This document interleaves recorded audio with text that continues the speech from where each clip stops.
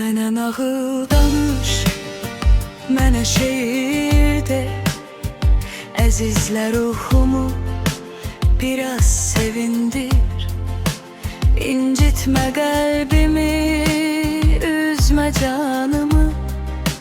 Unutma, o təkcə sənin evindir. Ruhunu ara bir, göndər yanıma. Kucakla eterin çöksün canıma. Cesaretli ol sen, qorxu tanıma. Gel de xoşbəxtliyi qiymətə mindir.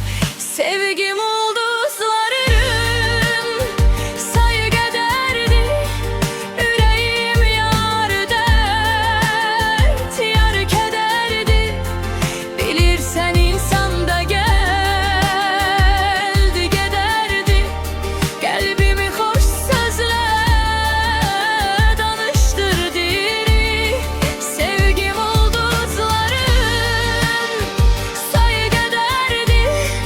Ürəyim yar dərd, yar kədərdir. Bilirsən insan da gəldi, gedərdi.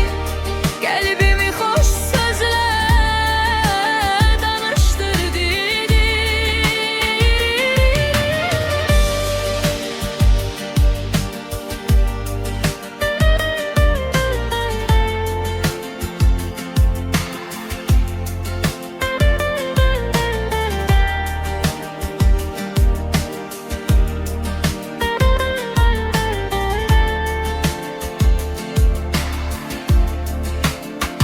Düşünürəm bir gün yaşarıq qoşa.